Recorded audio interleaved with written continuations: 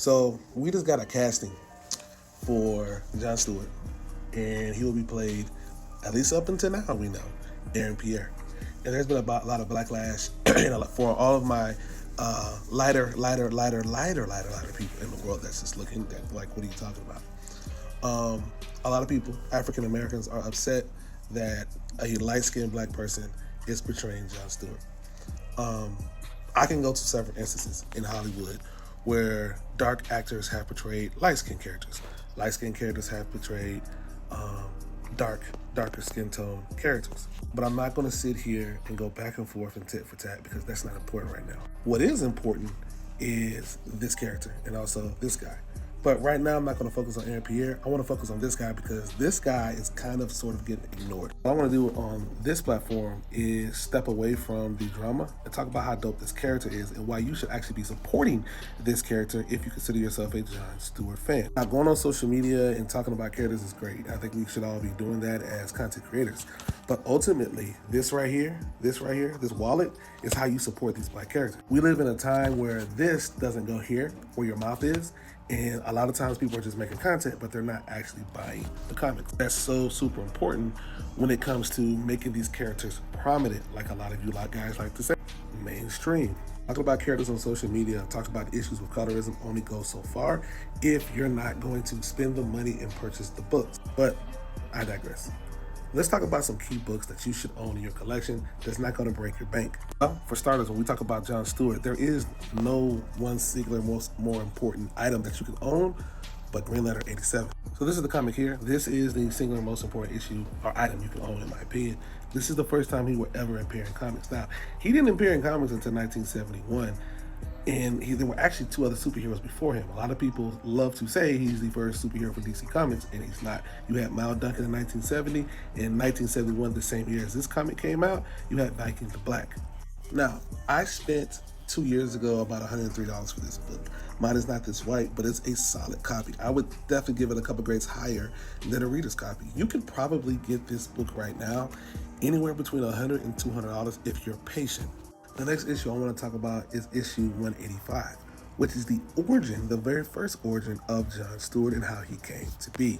This is a very important issue. You can probably find this in the dollar bin, maybe the $5 bin online, or even at your LCS.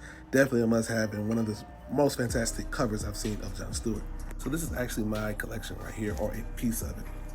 The next issue I want to talk about is Green Letter 187. This is the first time John Stewart will become the primary Green Lantern for Earth, right? This is Hal Jordan, the second Green Lantern. He basically replaced him. So this is a key issue you definitely want to own. You're probably talking 30 to 50 bucks. So also here, Justice League of America 110. This is the second time we would see John Stewart. Now, it should be noted that after 1971, we wouldn't see him again until 1974. Hal Jordan slips in a tub. Ring leaves him because he's knocked unconscious and goes to John Stewart. John Stewart joins or hangs out with the Justice League for a mission, and he basically helps lead that mission to victory. And then the ring goes back to Hal Jordan. Dope issue, and this is the second appearance of John Stewart. One of my favorite covers and one of the most important issues for John is John Stewart actually gets his first comic book in his own title, because it literally says John Stewart the Emerald Knight. Now, this is a one-shot, but it's a very, very important issue for John because it took decades before we would see his name up bold in lights. So this is his first appearance in his own title. He's had other iterations that have surrounded him, but never in his own title. So you definitely want to go and pick this one up. You can probably find this for cover. John Stewart has also had several different love interests in comics, which never gets any smoke because, well, I'm not going to say why, but her name is Tawana Young, and she was a reporter, and she started to date John Stewart.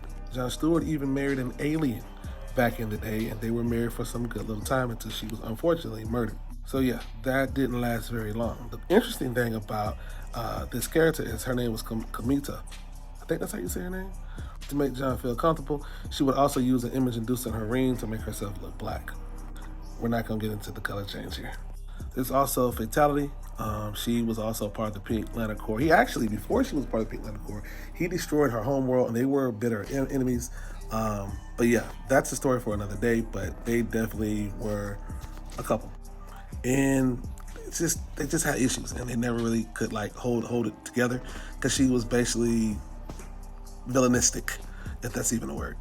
Also, he's dated Hawkgirl in the Justice League Unlimited series cartoon, as well as the comics, as well as Vixen in the cartoon in the comics. All in all, if you're looking to buy some John Stewart books and kind of dive into the reading aspect versus a lot of the drama that's out there right now, check out blackcomiclords.net, and you'll thank me later. Oh, if you were upset about this, wait till you check this out.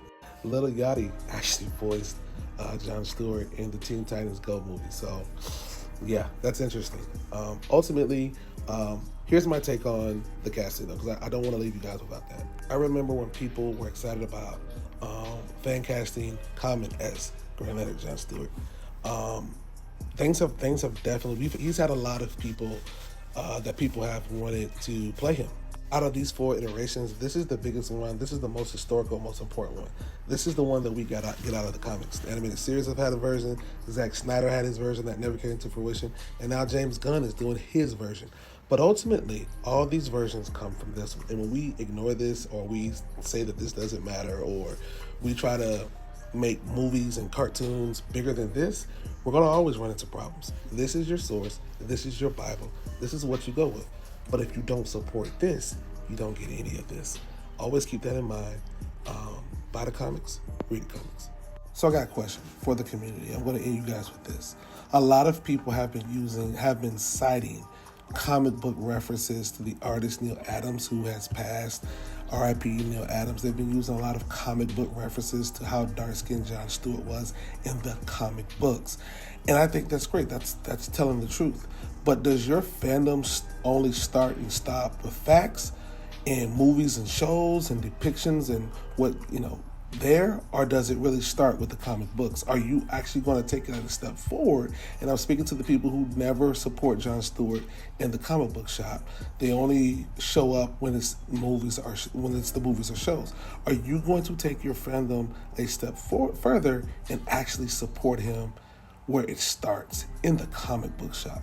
Are you going to keep the mythos and the mysticism of John Stewart alive by supporting him there also? Or does your fandom just start and stop with the movies and shows? That's a great question. It's a rhetorical question that we all should be asking ourselves. So ultimately, buy the comics, read the comics. Let's support John.